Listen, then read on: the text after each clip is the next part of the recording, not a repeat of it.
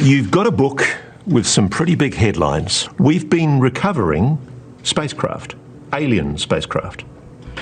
The United States has been involved in the recovery of objects, vehicles of unknown origin that are neither from our country or any other foreign country that we're aware of. Alien bodies, biologics.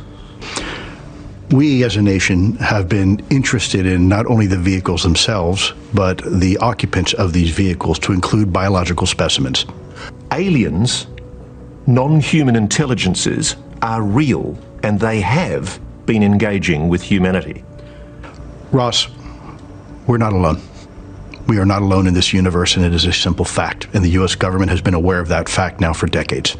We are not alone in this universe, and it is a simple fact. And the U.S. government has been aware of that fact now for decades. At this point, you may say, that's nice and all, but UFO whistleblower David Grusch, who testified under oath to the Intelligence Community Inspector General, as well as Congress, has stated the same thing publicly. So what's the big deal? Well, before I answer that, let's play a clip of David Grusch having said something similar on June 11th, 2023. You've said that the United States has spacecraft, intact craft. We do. Do we have bodies? Do we have species of Well, non-human? naturally, when you recover something that's either landed or crashed, sometimes you encounter dead pilots. And believe it or not, as fantastical as that sounds, it's true. Have you? So the big deal is that there are strength in numbers. The big deal is that the more people who come forward to tell what may be the truth, the more others will be willing to do the same. I mean, just a few days ago, Harold Malmgren, who advised Presidents Kennedy, Johnson, Nixon, and Ford, as well as many global leaders, stated that over 60 years ago, he was provided with the highest level classifications to lead DoD work on nuclear weapons and anti-missile defense, and was informally briefed on other world technologies by CIA's Richard Bissell, who had been in charge of Skunk Works, Area 51, Los Alamos, etc. While an informal briefing was reportedly given to Malmgren, he was indeed reportedly sworn to secrecy. Who else will come forward as the disclosure clock ticks? I suspect many more. Isn't it beautiful? On August 21st, James Fox wrote on Twitter, just did an interview with legendary Jesse Michaels for his American Alchemy podcast after watching the program with Hal Puthoff the evening before. What an amazing time in Texas. The program coming soon. Let's play that clip. That was the coolest, best screening I've ever had. It was maybe one of the most legendary nights I've ever had with James and Hal, the legendary Hal Puthoff. And the program is coming out, and I couldn't be more excited. I think it's incredible, and I hope you guys all watch it because it's mind-blowing. Awesome. I understand firsthand witnesses of legacy UFO programs will be in this documentary. Yes, firsthand. And this will come out soon. Let's call that part of the disclosure sandwich, of which Lue Elizondo book is a big part. Will more officials and legacy program employees come forward as a result of this documentary getting aired? I think so. Because I think there is strength in numbers, and I think that courage is contagious. What started with people like Lue Elizondo, David Grusch, David Fravor, John Ratcliffe, and others was only the beginning. Isn't it beautiful? Here's another teaser from News Nation's upcoming bombshell interview with Lue Elizondo that will air on Friday, August 23rd at 9 p.m. Pacific. You've actually seen what you believe may well be alien technology, an implant. I have. What did you see? I saw a technical device that had been removed, excised by the Department of Veterans Affairs by a surgeon, a trained physician from a U.S. military service member who claimed to have a UAP encounter. The physician claimed that the object tried to run on him or evade being excised. So let me get this right. This object, whatever it is, it's a constructed object. It's a technological object. It's a technological object enveloped in some sort of biological capsule. The current theory is that that capsule is there to fool the body as not to create some sort of immune response to a foreign object. But the physician you spoke to described that object apparently trying to intelligently avoid being captured by the human doctor. Correct. That is what the doctor reported. Before I give my commentary on that teaser, I will provide an excerpt from Lue Elizondo's book, Imminent. By the way, a link to the book, Imminent, can be found in the description below. And I quote from his book. In one particular instance, a senior CIA official and his wife had a terrifying UAP experience in the backyard of their own home.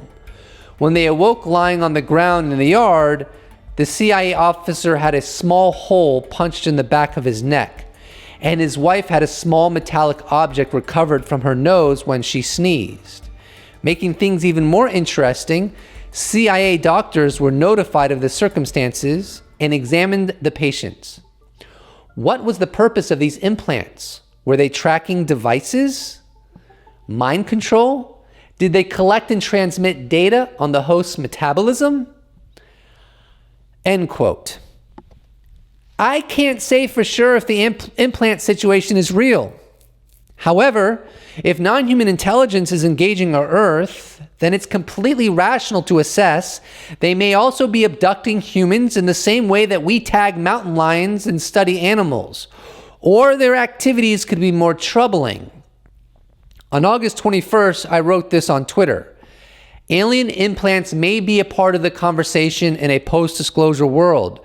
The conversation about non-human intelligence concerns more than just objects in the sky or crashes. These intelligences engage humanity in extremely direct ways.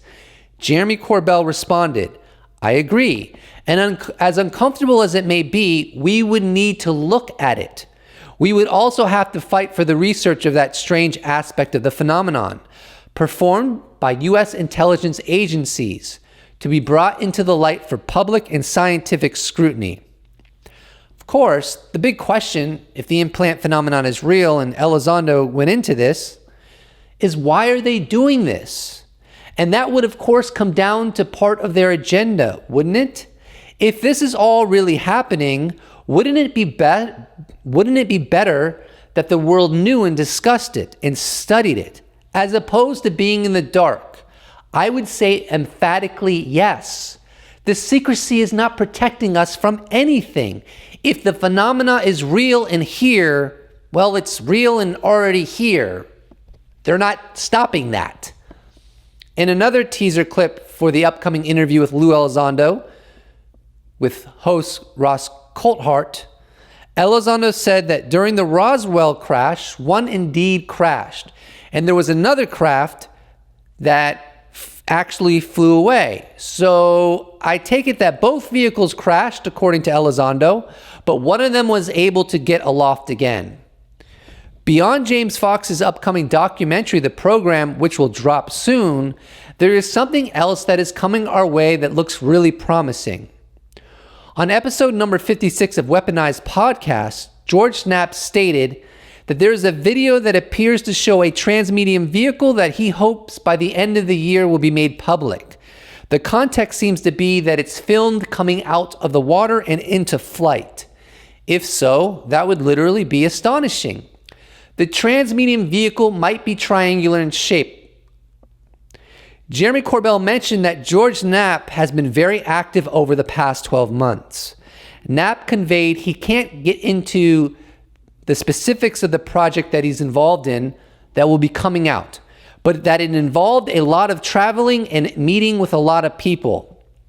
He said he thinks it will be a big deal when it comes out and that it will push the ball forward. He also said it's a filmed medium, so I'm assuming what he worked on is a documentary. George Knapp is a bit of a pessimist, so the fact that he thinks what's coming out that he's involved in will push the ball forward is not trivial. Frankly, I wonder if George and Jeremy are involved with Dan Farah's upcoming documentary that involves Lue Elizondo and of which David Fravor, as I recall, said would be a game changer. In the acknowledgement section of Lue Elizondo's book, Imminent, he wrote, "Thank you to Dan Farah of Farah Films, who helped make this book happen. I'm also grateful to be featured in Dan's groundbreaking UAP disclosure documentary, which I think will change a lot of minds about this topic." As you can see, there's a lot happening in the remainder of 2024. Quite interesting. I think we'll also get new hearings with new witnesses. And I know that in James Fox's documentary, The Program, he stated that there will be new images, UAP images in his documentary. He might have said videos too. His wording's a little confusing. And of course, firsthand witnesses in his documentary. Then we have the Elizondo documentary. And on August 23rd, which will be a Friday, on News Nation, Elizondo is going to have an exclusive interview with Ross Coulthart, and I'm definitely going to be watching that, and I recommend you do as well. A lot of interesting things happening, so stay tuned, and please do not forget to subscribe. If you'd like to support this channel, you can check out my merch shop where I sell t-shirts. You can become a patron. You can become a YouTube member. You can give me a one-time donation. All those potentialities can be accessed in the description box below, or you can just slap a like on this bad boy and I'll appreciate it so much. Thank you so much for watching. I look forward to seeing you in the next episode. Special thanks to all patrons, YouTube members, those that have bought merch, those that have given me a one-time donation. I couldn't do without you. Thank you so much. See you in the next episode.